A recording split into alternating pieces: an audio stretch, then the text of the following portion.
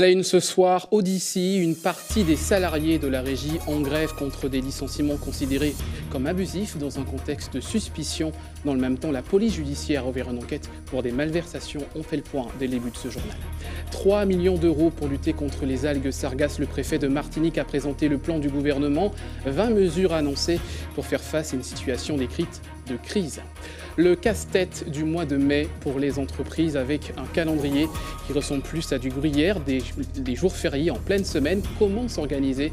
Réponse dans un instant. Et puis cette initiative pour permettre à des jeunes martiniquaises de se rendre en Russie pour participer activement à la Coupe du Monde de football, c'est dans un mois.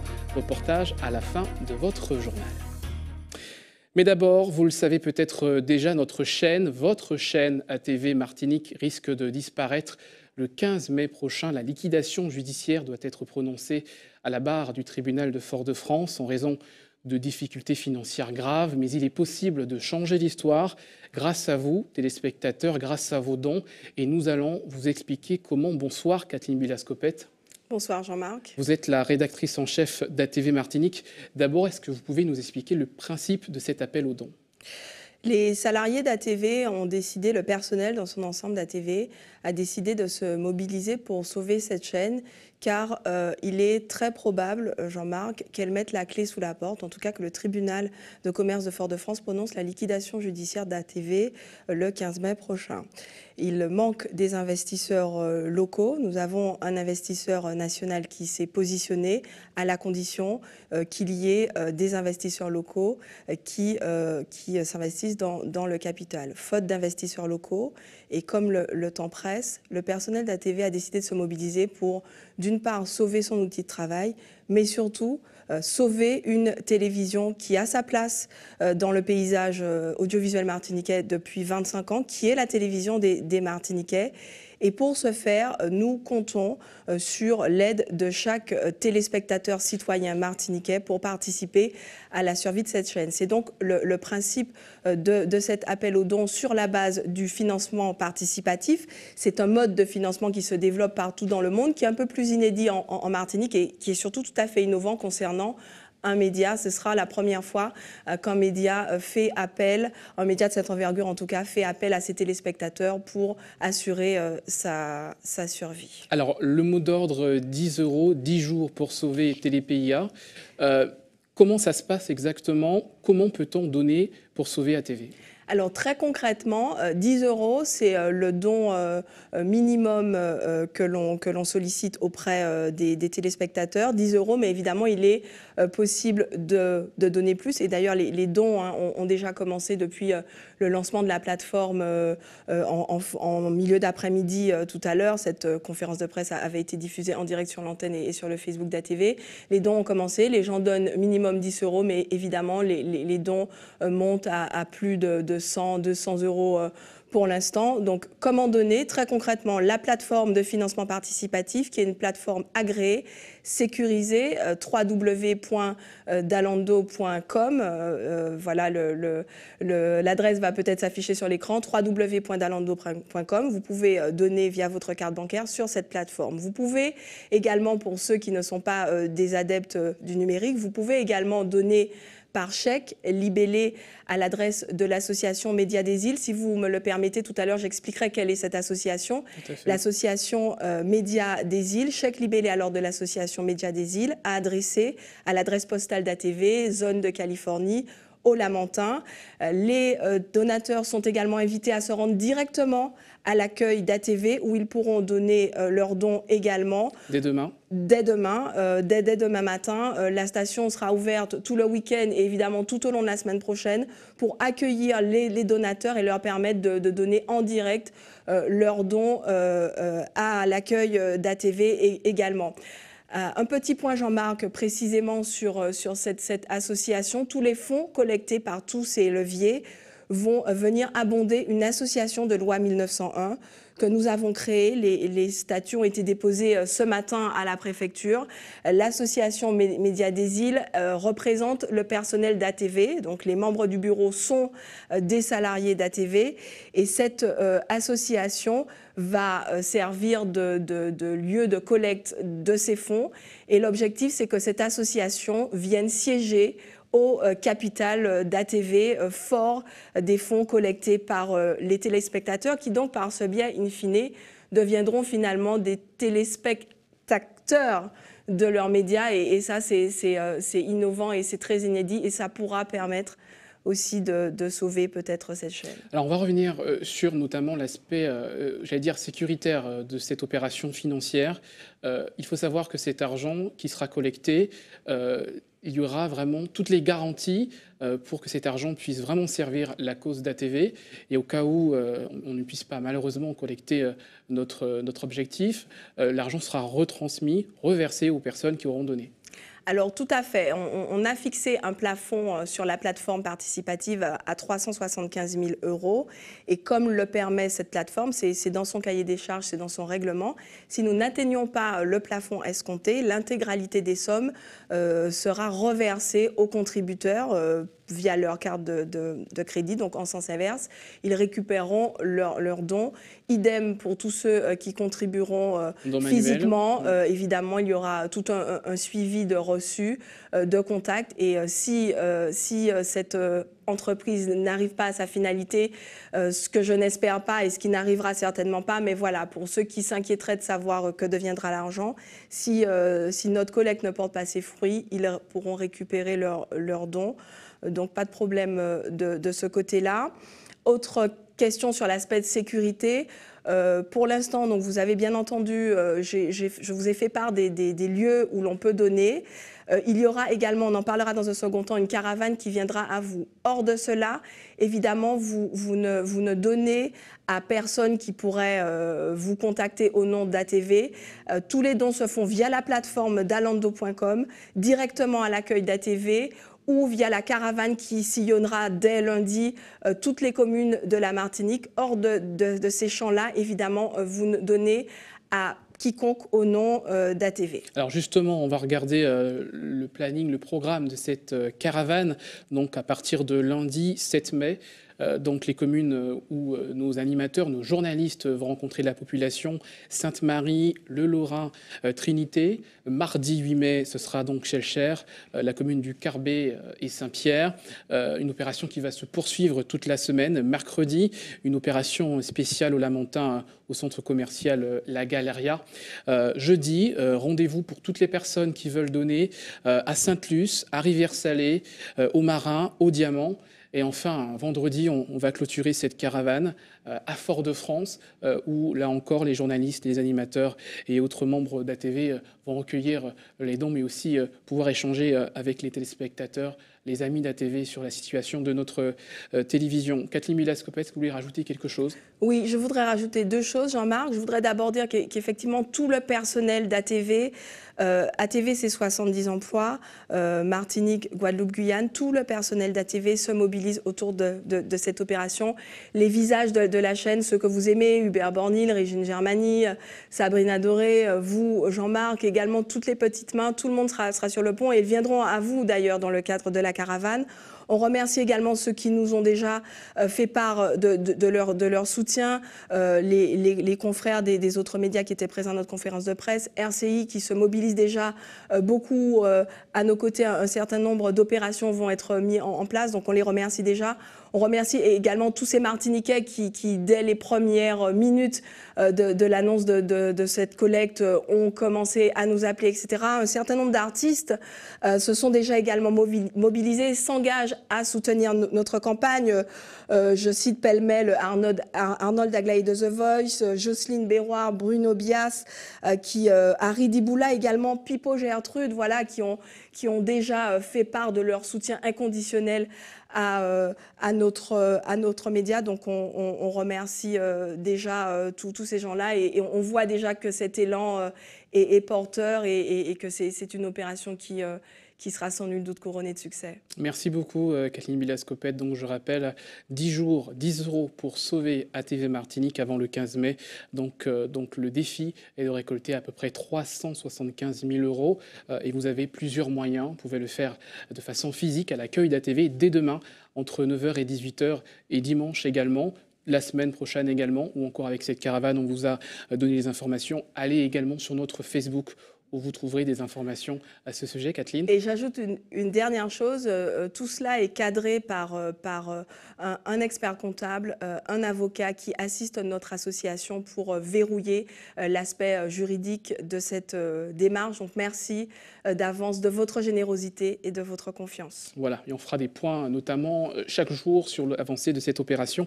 Merci Kathleen, et voilà ce qu'on pouvait dire ce soir sur cette situation ici à TV Martinique. On poursuit ce journal avec l'actualité sociale et ce débrayage d'une partie des salariés de la régie communautaire Odyssey. Les syndicats dénoncent le licenciement de plusieurs agents et de cadres survenus ces derniers mois. Motif invoqué, des malversations et un détournement d'argent public, des accusations corroborées par un audit financier diligenté par la direction, qui revendique également des licenciements pour fautes graves et sérieuses. Le SRPJ, la section de recherche de police judiciaire, s'est également emparé du dossier. Vous voyez ces réactions recueillies par Marie Tricot. Nous avons un directeur qui est arrivé depuis à peu près 18 mois, qui est arrivé en nous disant qu'il y avait des détournements dans la boîte. Donc, nous sommes au comité d'entreprise, nous avons fait diligenter un expert pour voir ce qui se passe et on n'a jusqu'à présent absolument rien comme information. À chaque fois qu'on lui demande des informations sur ses audits, il ne lui donne pas, mais par contre, il continue à licencier des salariés. Donc nous, on voulait avoir juste des preuves au niveau du judiciaire, au niveau du procureur, et à chaque fois, il nous raconte souvent devant le public, devant les médias, il nous dit: voilà des personnes qui ont détourné de l'argent, donc on fait ceci, cela. Nous n'avons aucune preuve. Il y a quantité de preuves. Je vous dis, les documents sont à leur disposition. D'ailleurs, je leur ai proposé, ils ont rencontré le directeur hier. Le directeur était en mesure de leur fournir tous les éléments justifiant, n'est-ce pas, ces décisions. Ils n'ont pas voulu, ils sont partis. Ils ont préféré avoir un entretien avec le conseil d'administration, ce que j'ai accepté. Nous avons diligenté un audit, je répète, par un organisme extérieur qui a fait une analyse très approfondie, que nous avons des faits très précis. Et face à ces faits-là, le directeur ne pouvait pas ne pas trancher. Parce que s'il ne l'avait pas fait, on aurait pu le lui reprocher après. Et il pourrait endosser une responsabilité personnelle et pénale. Il y a deux procédures totalement distinctes. Il y a une procédure judiciaire que je ne connais pas, que je n'ai pas à connaître. Mais ce qui est important, c'est le code du travail, la procédure disciplinaire qui doit être suivie dans le cadre d'une entreprise dès lors qu'on observe des malversations de cette ampleur. Également dans l'actualité, cette cellule de crise à la préfecture de Martinique, 20 mesures gouvernementales pour lutter contre les algues sargasses. 9 communes sont concernées avec un peu plus de 24 sites. Parmi les priorités, intervenir rapidement avant l'arrivée des sargasses pour éviter la décomposition et les problèmes notamment au niveau des odeurs. Écoutez, le préfet de Martinique interrogé ce matin.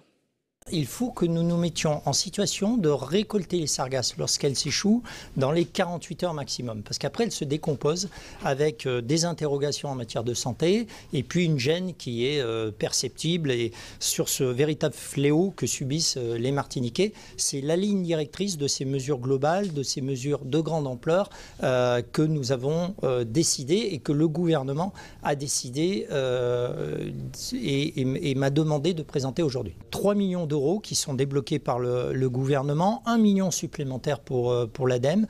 Nous sommes dans cette logique. L'objectif est clair, mobiliser toutes les énergies, l'État aux côtés des collectivités locales, et puis être capable de ramasser dans les 48 heures. Et de ce point de vue, les renforts que je reçois de Paris avec la mission d'appui de la sécurité civile vont jouer un rôle essentiel pour permettre d'améliorer l'efficacité de l'organisation que nous avions mis en place. Le préfet de Martinique est également chargé de coordonner l'action de l'État en Guadeloupe et en Guyane, également concerné par le problème d'algues sargasses. En tout, vous l'avez entendu, 3 millions d'euros débloqués par le gouvernement. Reportage de nos confrères d'ATV Guadeloupe avec donc ce reportage, regardez. Même si elles ne sont pas particulièrement visibles sur le littoral du port de pêche de Goyave, les sargasses ne sont pas moins présentes dans le quotidien de ces pêcheurs. Je suis obligé de faire la veille. Bon, je de la signer en l'eau. On ne peut pas sortir parce que si on sortit avec là, on rentre en moteur automatiquement, il peut rentrer, il peut boucher toutes ces clapets dans le moteur là parce que c'est là circuit d'eau là qui a passé, il peut bloquer. Alors ça, il arrive que nous sommes obligés de nous plus mécanique. Quand nous descendre en profondeur, ça rentre en dedans scène là. C'est courant là qui a mené et qui a continué à faire route. Et puis ça c'est un fléau que ça mondial. Il a isé tout ce qui est même dans ces cases là, même dans ces moteurs, tout le niveau de l'électronique, il a coupé tout ça. Pour les pêcheurs au gros, c'est au large que les bancs de sargasses sont le plus pénalisants pour leurs activités. On est obligé de surveiller des jours qu'il n'y a pas beaucoup de sargasses, déposer le filet, à chaque fois sortir en mer, vérifier. S'il n'y a pas beaucoup de sargasses, déposer un filet vite fait, mais c'est le jour lendemain, c'est un petit moment, après ça redescend quoi. Ça redescend, il y a toujours des sargasses. En ce moment, tout n'arrive pas sur notre côte, parce que le courant porte au 200, 220, et c'est surtout la Désirade et Saint-François qui atteint quoi. Et à partir de 40 000 de Goyave, il y a une masse, il y a un courant qui porte la sargasse. Malgré un sentiment d'abandon des autorités, face à leurs difficultés récurrentes depuis le retour des sargasses, en véritable loup des mers, les pêcheurs résistent en attendant des jours meilleurs. Et parmi les raisons avancées pour expliquer la prolifération d'algues sargasses, le réchauffement climatique, parmi les solutions avancées, la transition énergétique. Et la Martinique est malheureusement en retard en la matière. EDF Martinique a présenté ce matin un nouvel outil, un showroom dédié à l'énergie renouvelable. Le reportage de Loïc Régis. Bienvenue au showroom de Matinter. Aujourd'hui, Pepper, un robot électrique qui assure l'animation. Voici le showroom d'EDF. Un espace pédagogique afin d'expliquer les enjeux de la transition énergétique au grand public, une notion encore mal connue. Ce showroom, c'est un espace dédié à la compréhension de ce vaste sujet qu'est la transition énergétique, à la fois en essayant d'expliquer les objectifs, la façon dont cette transition énergétique est pilotée en Martinique, les ambitions de la Martinique. Et puis après, en rentrant de façon assez concrète, le plus concrète possible, dans des sujets qui parfois peuvent paraître très techniques. Avec seulement 7% de production en énergie renouvelable, la Martinique est un mauvais élève. Les phases théoriques ont été bien trop longues. Il est temps de concrétiser les projets. C'est un retard relatif parce qu'on a quelques projets structurants qui vont voir le jour dans le courant de cette année 2018 qui vont nous permettre de faire un bond significatif et de quasiment doubler la couverture de 7% à près de 15-20%. Ces deux projets, ce sont les éoliennes de Grand-Rivière et puis le projet Albioma sur la côte atlantique. Malgré tous ces avantages géographiques, la Martinique accuse une carence importante dans le secteur du développement durable. Une meilleure organisation des acteurs de la filière pourrait amener des réponses concrètes. Donc maintenant, il y a une gouvernance resserrée avec l'ADEME, le SMEM, EDF et la CTM. Maintenant que nous avons également mettre des outils grâce à l'Institut de la transition énergétique qui devrait être hébergé ici. Il y a eu aujourd'hui le lancement d'un site pour que les porteurs de projets puissent répondre aux appels à projets et nous allons également mettre en place ce showroom pour héberger une pépinière d'entreprises pour pouvoir héberger toutes les entreprises qui entrent dans des dynamiques de transition énergétique. Cette transition énergétique est un défi de taille. Pour 2020, le projet est une répartition égale entre énergie fossile et renouvelable. Restez avec nous à suivre dans votre journal une journée d'information à destination des 13-30 ans à propos de mobilité européenne et internationale. Nous ferons le point sur le programme sportif de votre week-end avec l'agenda sport préparé par Carrie Chassol. Enfin, votre JT des communes aux Trois-Îlets, la permaculture, autrement dit le jardin partagé, reportage à suivre à la fin de votre édition. Mais d'abord, ce casse-tête pour les chefs d'entreprise en ce mois de mai qui compte pas moins de 5 jours fériés et autant de manques à gagner pour les chefs d'entreprise. Quelle organisation à mettre en œuvre pour limiter la casse? Le reportage de Marie Tricot et Michelet François. À l'usine de transformation de Martinique Nutrition Animale, Joël contrôle la fabrication des aliments. Je l'ouvre en ce moment. Avec 5 jours fériés au mois de mai, l'opérateur se prépare à finir ses journées de travail plus tard pour ne pas pénaliser la production. Les animaux, ils mangent entre-temps. Hein. Même si on arrête, les animaux ils mangent, les clients ils commencent à venir trop pour faire eux aussi faire des stocks. Je le fais si c'est le plus que possible. Quoi. Premièrement, dans notre ligne d'investissement, on avait déjà prévu d'augmenter la capacité de stockage de notre unité de production. Donc nous avons ce qu'il faut pour prévenir non seulement les jours fériés, ça peut être aussi d'autres catastrophes naturelles, tremblements de terre, cyclones. Donc on est prêt à anticiper la fabrication et le stockage des produits finis. Ici, 150 tonnes d'aliments sont fabriquées quotidiennement. L'entreprise sert plusieurs milliers d'éleveurs qui, jours fériés ou pas, devront nourrir leur bétail. Il faut donc réorganiser les effectifs et accepter un surplus financier. On met en place des équipes de nuit, des équipes le week-end pour augmenter nos stocks avant d'entamer ces mois compliqués. On est pénalisé économiquement quoi qu'il arrive puisque toute l'organisation qu'on met en place a un coût. Et effectivement, on subit ce coût. À nous de nous organiser mieux que nous pouvons pour minimiser ces coûts. Mais en tout cas, l'objectif, c'est toujours d'assurer une régularité sans faille au niveau des livraisons. Dans ce restaurant, les jours fériés ne dérangent pas les équipes. Aujourd'hui, on a du colombo de cabri, la lasagne de la mer comme tous les vendredis et des dés de thon. Au fourneau 7 jours sur 7, patronnes et employés apprécient la pause apportée par ce mois de mai peu chargé. En contrepartie, il faut cuisiner moins pour limiter les pertes. On ne peut pas dire que c'est une mauvaise chose, sachant que ça nous fait un peu de repos. C'est très bien de se reposer aussi. Après, de toute façon, le calendrier, il est comme ça, on ne peut rien y faire. En fonction des jours fériés, on peut savoir qu'il n'y aura pas d'affluence avec les ponts et tout ça. Donc on peut, par exemple, de prévoir 4 plats du jour, on va en prévoir 3 ou inversement, ça dépend. En fait, on varie la production en fonction des jours. Mais ici, comme dans beaucoup d'autres entreprises de l'île, on ne poussera pas le repos. Le restaurant ne fait pas les ponts. On va quand même pouvoir bénéficier de 5 jours de congés supplémentaires donc pour les salariés. Comment s'expatrier? Combien ça coûte? Où aller? Autant de questions posées ce matin au Salon de la mobilité internationale à l'espace Camille Dercière à Fort-de-France. Des stands de sensibilisation et d'explication ont été proposés aux jeunes Martiniquais. Écoutez ces réactions recueillies par Loïc Régis. On est sur l'éducation non formelle. Donc, on invite tous les jeunes qui ne travaillent pas, ceux qui ont envie de faire une expérience à l'extérieur, de nous rejoindre pour faire une expérience européenne. Ça peut être un échange de jeunes, rencontrer d'autres jeunes, partir en groupe, ou bien ça peut être aussi une activité individuelle qui s'appelle le service volontaire européen. Ils peuvent se retrouver à vivre une expérience à l'extérieur dans un pays européen. Donc c'était ça le but du jeu, mais si vous voulez, c'est la formation non formelle, donc tout au long de la vie, mais qui n'est pas une formation, si vous voulez, diplômante. Même si, à l'issue des différents temps d'expérience qu'ils ont, ils vont quand même pouvoir faire valider cette expérience à l'extérieur par ce qu'on appelle un Youth Pass.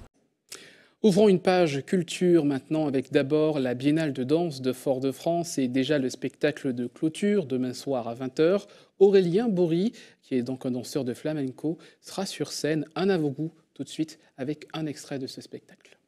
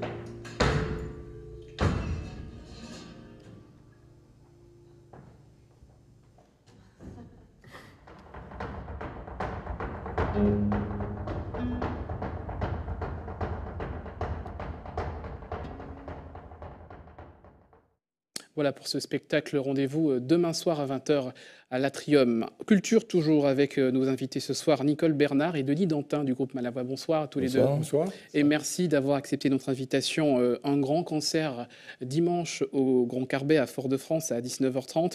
En hommage notamment à des piliers du groupe Malavoie, Polo Rosine et Henri Valide.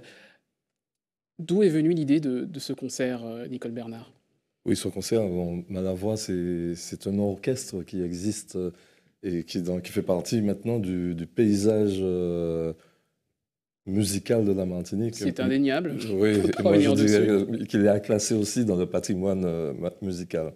Et donc, nous devrions normalement jouer, faire des concerts surtout, de façon à faire perdurer notre musique, à faire écouter. C'est très important pour nous de jouer. Alors, je parlais de l'hommage notamment à Polo Rosine et Henri Valide.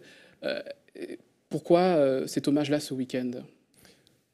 Eh bien, cet hommage, d'abord, Polo Rosine, il a été l'arrangeur et le compositeur principal du groupe. Et donc, toutes les musiques que nous jouons en ce moment, ce sont ses compositions pour la plupart et ses arrangements. Et Henri Valide, c'est un ami du groupe qui est devenu le manager à force de voyages, de rencontres entre nous. Donc et c'est ainsi qu'il est devenu un grand manager aussi, par la même occasion. Alors, Denis Dantin, vous faites partie des membres fondateurs de l'orchestre Malavoie. Malavoie, c'est une sonorité, c'est une empreinte musicale.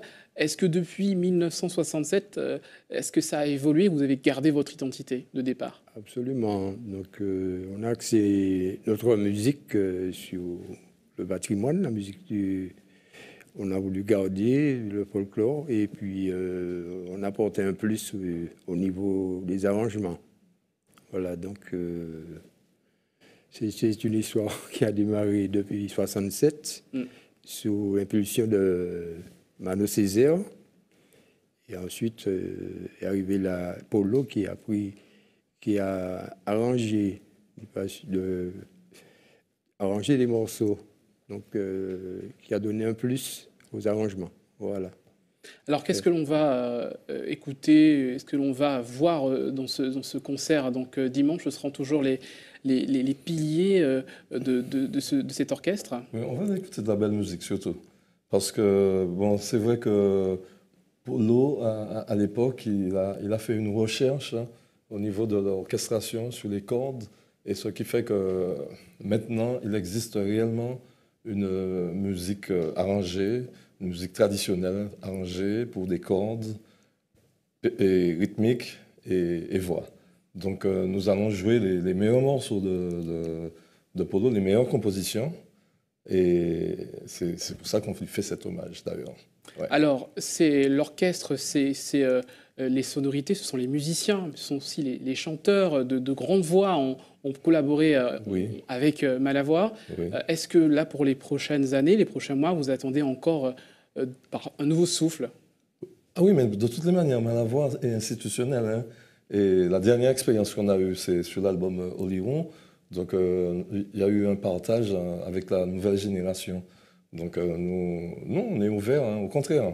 On est très ouverts à faire avancer, justement, cette musique en Martinique et à faire connaître davantage. Merci à tous les deux d'avoir accepté notre invitation. On rappelle ce concert hommage, donc dimanche soir sur la scène du Grand Carbet à partir de 19h30 pour tous les fans du groupe Malavoie. Merci. Merci. À vous.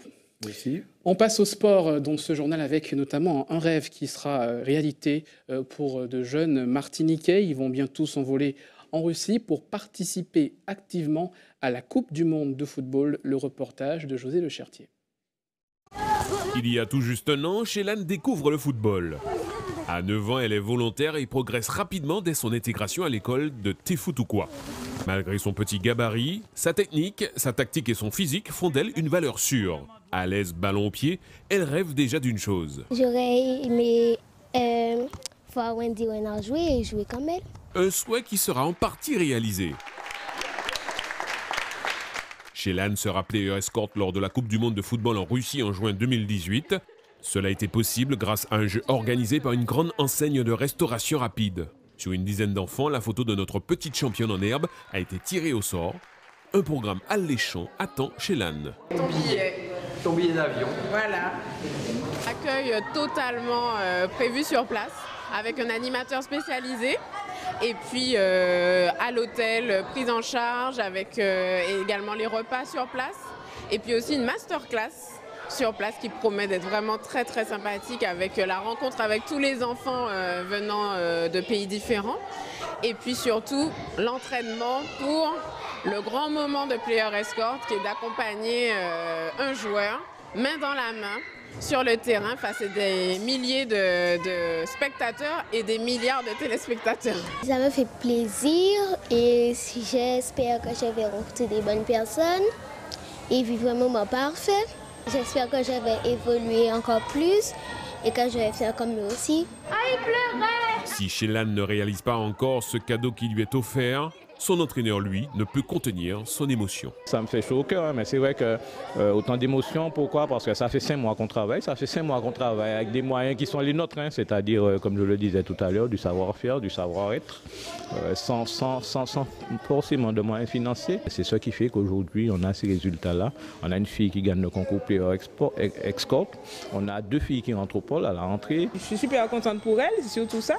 Parce que ça faisait un moment qu'elle me disait « Maman, je vais prendre l'avion et ceci et cela ». Et bon, maman n'a pas forcément les moyens. Donc là, c'était l'occasion pour... Après, c'est dommage parce que sa soeur ne peut pas venir, mais c'est pas perdu de toute façon. Et puis, c'est pas tous les jours qu'on peut aller en Russie. Hein. Shelan Poney s'envolera le 23 juin. Après une brève escale à Paris, elle rejoindra Moscou, la capitale de la 21e édition de la Coupe du monde de football. Quand je reviendrai, je vous dirai 2-3 mots en russe. On attend ça avec impatience. À l'affiche de ce week-end, notamment en sport du trail, la 21e édition du Tchimbe-Red. Il y aura également du cyclisme, du rugby. L'agenda sport de Carrie Chassol, c'est maintenant. Nos cyclistes sont à pied d'œuvre dès ce soir 20h à l'occasion du Grand Prix Cap-Nord. Au programme de cette 4e édition, 5 étapes sur les routes du nord de l'île. Premier coup de pédale ce soir 20h avec un contre-la-montre de près de 3 km à Trinité. Épilogue de cette compétition, mardi 8 mai. Autre temps fort de ce week-end, le 21e Tchimbe-Red, un ultra-trail de 103 km et 5500 mètres de dénivelé positif, dont le départ sera donné demain 20h du stade de Saint-Pierre pour une arrivée dimanche vers 7h30 à Shellshire. A noter également que le Tchimbe du Volcan, long de 53 km, et le Tchimbe du Piton, de 21 km, sont également proposés. Du trail, on passe à l'athlétisme. Les foulées foyalaises auront lieu ce dimanche à Fort-de-France. Au menu 10 km avec un départ à 6h15 chez les femmes et à 6h30 pour les hommes. Sport collectif en volleyball, on joue ce week-end les demi-finales et les finales du trophée de la CTM. Demain à partir de 15h auront lieu les demi-finales féminines, Espoir Éclair, suivi à 17h de Smash Club Éveil. Chez les hommes, on aura droit à 19h à RCA Aiglon, puis à 21h à Espoir Good Luck. Les finales, elles, se disputeront dimanche après-midi au Palais des Sports du Lamentin. En rugby, les demi-finales de la Coupe de Martinique débutent en ce moment même. Chez les femmes, la Gauloise est face à l'entente SNK-CSM à Trinité. Demain 15h au Robert, l'autre demi-finale mettra face à face l'US Robert et l'entente RCAS-RCDM-TIRC. Chez les hommes, la première demi-finale oppose ce soir 20h30 à Trinité la Gauloise au Rugby Club Diamant Martinique. Demain au Robert à 16h, l'US Robert affrontera l'entente Good Luck SNK. En football, si la plupart des clubs de Régional 1 seront au repos, le club franciscain disputera demain 19h un de ses matchs en retard. Une affiche face au club colonial et ce sera au stade Pierre-Aliquer. En football, toujours l'autre temps fort, ce sont les demi-finales de la Coupe Mutuelle Margaillard. Elles auront lieu dimanche 16h avec Geldar de Kourou Gauloise de Basse-Terre, suivi de Racing Golden Lion à 18h. Des rencontres qui se dérouleront à Ancamé, à Rivière-Pilote. Sport en bref pour conclure, au programme du week-end également du modélisme avec la Madina Cup au Lamentin, la première journée de Coupe de Martinique en bébéole, du surf ou encore du karaté avec la Coupe du Samouraï. Voilà pour cette riche actualité sportive à suivre avec toute l'équipe des sports d'ATV Martinique dans vos journaux de samedi et dimanche. L'heure de retrouver Hubert Bornil pour le JT des communes.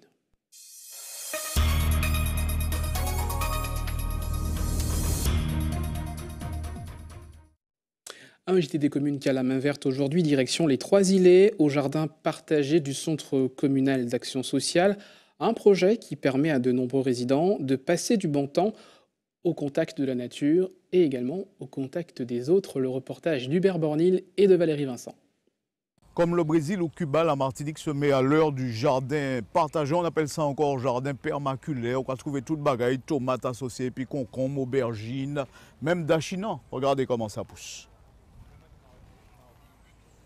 Une parcelle d'environ 700 mètres carrés déboisée et surplombant la baie des Trois-Îlets. Bienvenue au jardin. On dira plutôt le jardin créole partagé. Ces jeunes-là aussi, si on peut investir, c'est bon. Parce que nous-mêmes, on va dire que nous sommes plus jeunes qui adultes. Là, il y a plus adultes qui jeunes. Donc si les jeunes viennent bailler un petit coup de main aussi, c'est bon. Le projet est supporté par la Conférence des financeurs Prévention Perte d'autonomie, mais c'est le CCAS qui l'encadre. C'est bien sûr dans une continuité d'un maillage, du moins de projets sociaux mis en place par la ville, tels que les ateliers cuisine tournés avec un accent santé. Donc on se disait qu'il fallait aller jusqu'au bout de l'action et y intégrer justement la culture de ce qui serait sain. L'objectif étant de renforcer les liens intergénérationnels et ainsi permettre aux résidents de pratiquer une activité saine tout en se réappropriant certains processus ancestraux. On n'a pas planté dans le sol, on a fait hors sol. Et